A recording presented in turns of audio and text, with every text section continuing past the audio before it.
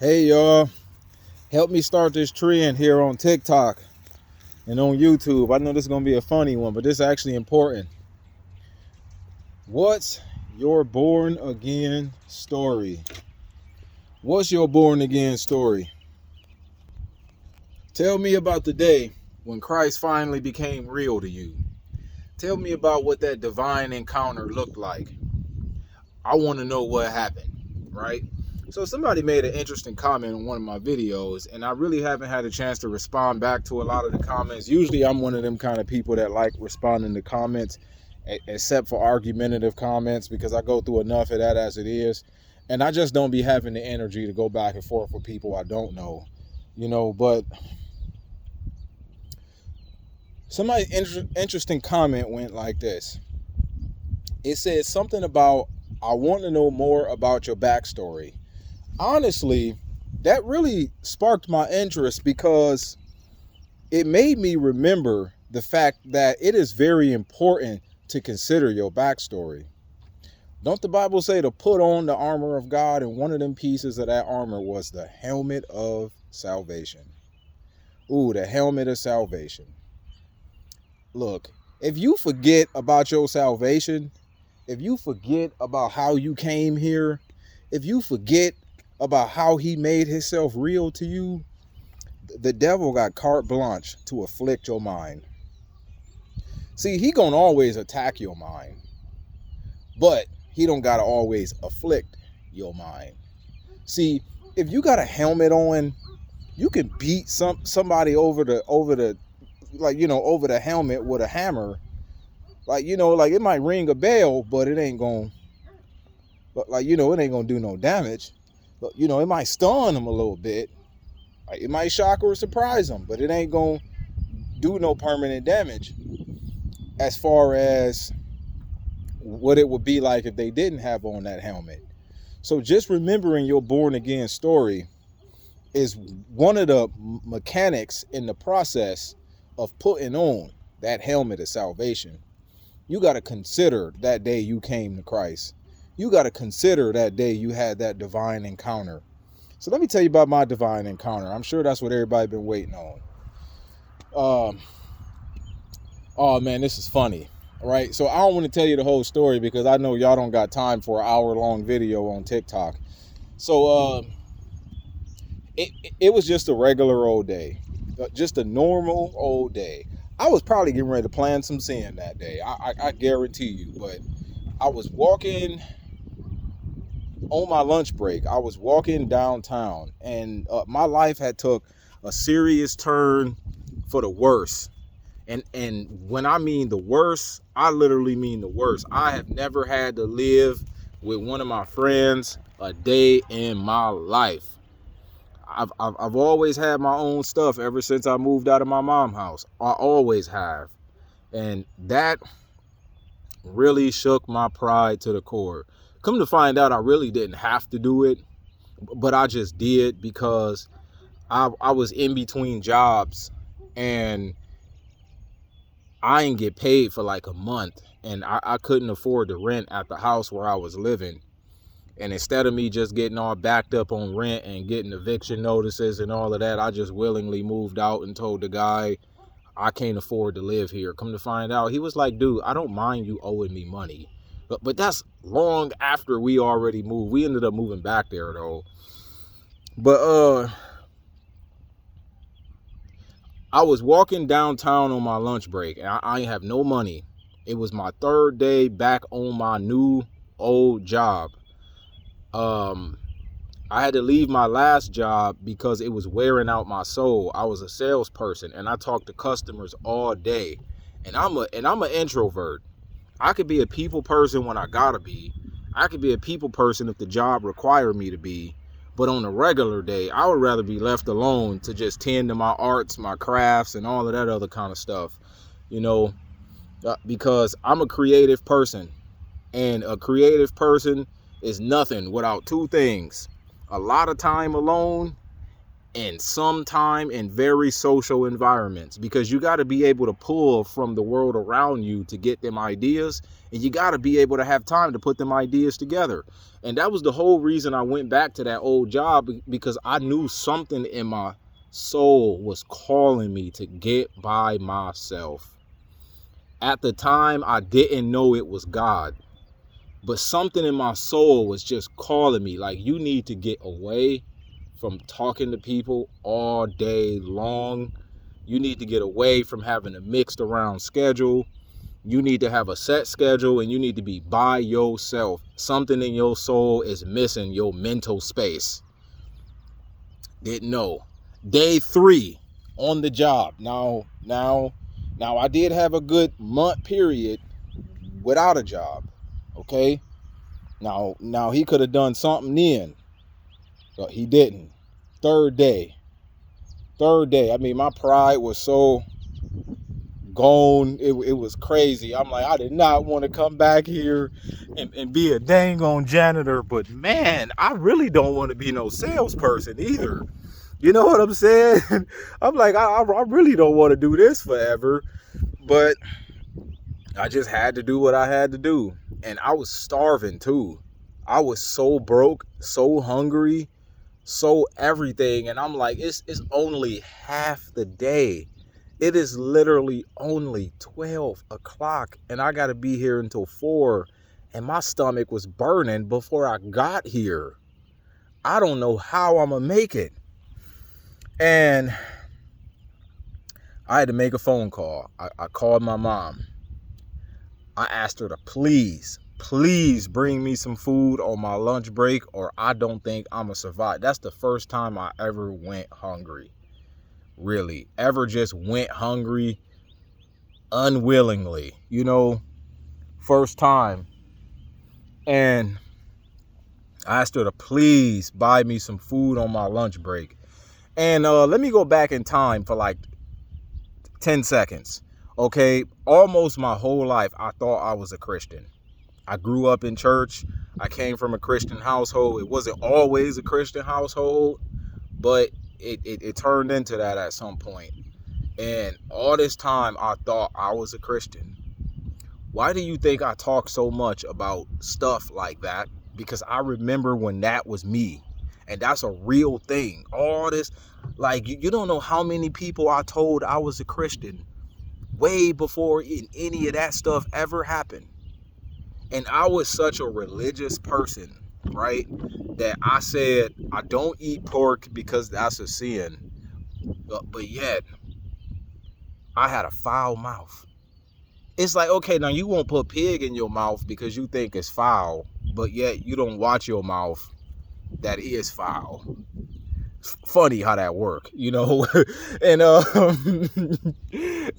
and I begged please to bring me something to eat. Oh, and I didn't drink pop either, because I'm like, you know, pop ain't good for your body, and yada yada yada. You know, the body's the temple of the Lord, and all this other stuff. But yet, I smoked. I got drunk. All that other stuff. I watch things on the internet I shouldn't have, all kinds of stuff like that. But I ain't drink pop because it was bad for your body. Come on, man. Like, get out of here with that mess, dude. So in between her bringing my food, I decided to go sit on the park bench. And I was working downtown, so I was downtown at the library, Toledo, Ohio. And I don't know why, but for some odd reason, something just hit me. It just hit me out of nowhere. I was just sitting there waiting on food, and all of a sudden, God just started talking to me. And I'm like, what's going on here? And when I tell people that God was talking to me, I don't mean that I heard his voice just as clear as I hear mine, like in my ears. It's like I heard him somewhere in here, like in between my head and my heart. And I don't mean that in a physical sense. I mean that in like some kind of metaphysical sense, right? It's just kind of hard to explain. But like, you know how people say, I have a good heart. You know, I love people. They don't mean that they got a healthy heart that ain't got, some blockage somewhere. You know, when people say I have a clean mind, right? Like, it don't mean that they brain is functioning to full capacity. Like, they just mean that, like, the things that are on my mind is clean. And that's kind of what I mean by when I say that I heard him somewhere in my mind and my heart. Not that his voice was somewhere down here and I had to put my ear down there. Like, that's not what we mean by that. But anybody that know Christ know what I'm talking about. But I don't make these videos just for people that do know Christ. I make these videos for people that's been on the fence. You know, it's all about reaching the lost sheep and also edifying the body. So it took nothing but maybe 10 minutes, and he was just sitting there talking to me, and it wasn't good. It was not good. Ever since I gotten out of such a low life way of living, because I used to be a low life. I'm not lying to you. Like, I used to be a drunken bum who did nothing but chain smoke squares and record music in the studio, doing X and all that other kind of stuff. Like, I used to be a low life, and ever since I had changed those ways, I always thought I was a good person, right? You know, I was working on being a family man and being there for my kids and stuff like that. I got married and all sort of stuff, and I really thought that I was a good person. Like, I was somebody that should have went to heaven, you know? And when God showed me that I was on my way to hell if I didn't repent, that shocked me. But that wasn't the shocking part of it. The most shocking part about this is the fact that I finally found out that Jesus wasn't just a figment of some people's imagination. I finally had something to base that on. Like, I finally found out that this wasn't just some flavor of religion that some people choose because they don't know how to do life without some hope of an afterlife. It was finally real to me, and it was right there in my face. And I'm like, you mean to tell me all this time you are, like, really real? Like, not just real to some people, but just real, period. I can't believe it. All this time I told people that I don't need to go to church because I can get to God on my own. All this time I told people I don't need to read some book to know God. I can do it on my own. Well, long story short, that didn't happen, okay? I got progressively worse the more and more I tried to believe that. Okay, sorry about the wind. I'm trying to use the trash can to block it. And come to find out, I was going the complete wrong way. And the next most shocking part about this right here is actually kind of funny, because I knew this was true. You know, all that stuff about being on my way to hell, you know, I could see that, right? Like, if I weighed the commands of God against my actions and I really took time to examine myself, I probably would have been able to make good sense out of that. But this is what he also said. He said, you have gone everywhere and done everything in search of truth, but you avoided me. I'm like, I did. I can't believe I did, because I was so deep in the books. Some of my favorite books were like Robert Greene books, you know, The Laws of Human Nature and The Art of War and 33 Strategies of War, 48 Laws of Power, The Art of Seduction, stuff like that. I was really deep into like sales books and entrepreneurial books, and I was really deep into government conspiracies, and you know, I even studied stuff about opening your third eye. And the funny thing about this is, long before I actually got saved, every time I started to get deep into studying about opening my third eye, I always got sick before I could even do it. I would always end up sick and in the hospital over something totally unrelated before I could even get that far. I promise you, like, that was God stopping me the whole time. Like, no, you gonna go too far, and then you gonna end up probably unsavable. Like, I kid you not. Now that I think about it, that was his mercy, me being sick and in the hospital. And some people be like, being in the hospital ain't mercy, that's pain. Yeah, but when you think about not being able to make it into the kingdom because you went too far doing something outside the hospital, then you got to really sit back and think about that. You know, that's why I'm not always too quick to run to people's rescue every time they in some trouble, because that could be God. You know what I'm saying? So, like, you got to really take the time to think about stuff like that. But I used to get into stuff like that. You know, the deeper things of astrology, such as what position certain planets are in and all of this other kind of stuff. Like, see, y'all look at horoscopes. I used to look at stuff a little further than that. You know, I wasn't too big on reading my horoscope. I wanted to know all the other stuff. Like, you know what I'm saying? The stuff that actually turned it into witch. Look, it's all witchcraft, all right? But I ain't believe all that then. And he said, you have gone everywhere and done everything in search of truth, but you avoided me. And the funniest part about this, and this is the funny part, because I didn't know that this was in the Bible either. I responded with this. And I was so wore out. I couldn't move. I could barely even talk because I was that hungry. Like, he waited until I was at my last lick of energy, and then he showed up. I said, what is truth? I was so hungry, bro, and wore out from just working all day to where I could barely talk.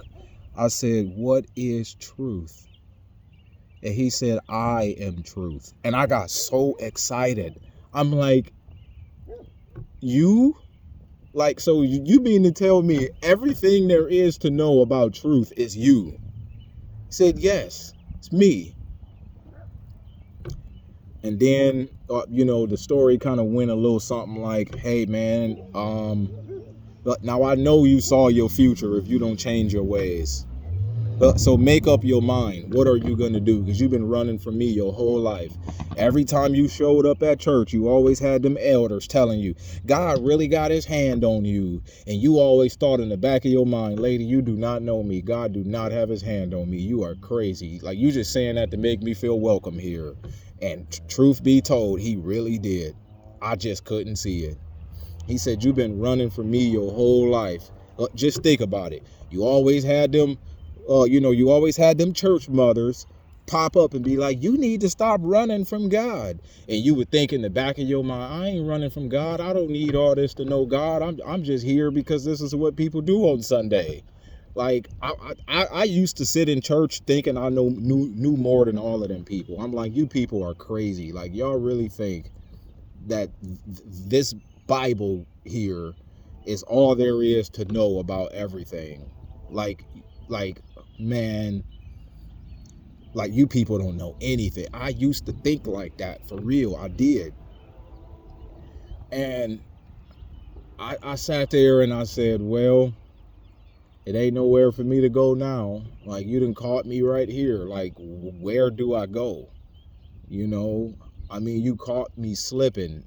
I'm sure it's not a good idea to keep running, because where would I go? Like, if you can talk to me in real time wirelessly, and you can see everything I do wirelessly, and I don't even know where the camera's at. I don't know where none of the microphones are. So how can I just run? And I broke down and I said, God, I'm here. I do what it takes. Like, how do I be saved? I literally said, how do I be saved? And he said, all you have to do is follow me. And my mom showed up with my food. You wouldn't believe what it was. It was a Mountain Dew and a pepperoni pizza. And I'm like, I just accepted the gospel. And now I gotta eat pig. Oh, I can't stay away from sinning for nothing. I was so heartbroken. I'm like, God, like that right there. Out of that whole thing, out of that whole interaction, that right there put the icing on the cake. I'm like, I really need God now. I really need him now. But now I got to eat this demon here. I'm like, oh man, God, I'm in so much trouble. Because I ain't got nothing else to eat but this. And I just got saved. Bro, that was so funny. I am not lying to you, man. And then, like, one of the most shocking aspects to this whole thing is right after all of this took place, I looked at my phone and a solar flare had went off out of space and was due to hit the earth. Like literally 4 minutes before I looked at my phone. So throughout our whole interaction, the sun was vibrating. That right there really did kind of open my eyes. I'm like, even the heavens responded to the fact that I repented of my sins. Hey, look, believe it or not, stuff like that will happen. Stuff like that do happen. When the Bible say that all heaven rejoice when one sinner repents, that really is true. I'm like, so you mean to tell me you just put on a show up in the sky because, well, I don't think it was because, but I think that would have happened either way. But still, it was like very symbolic to me. Like, you know, like, look, just let me have that, all right? Please, just let me have that. Don't nobody try and, oh, you just reaching. Like, I get it. Yeah, I could be reaching, but just let me have that one, man. Like, for real. But that's what happened. And I went home that day 100.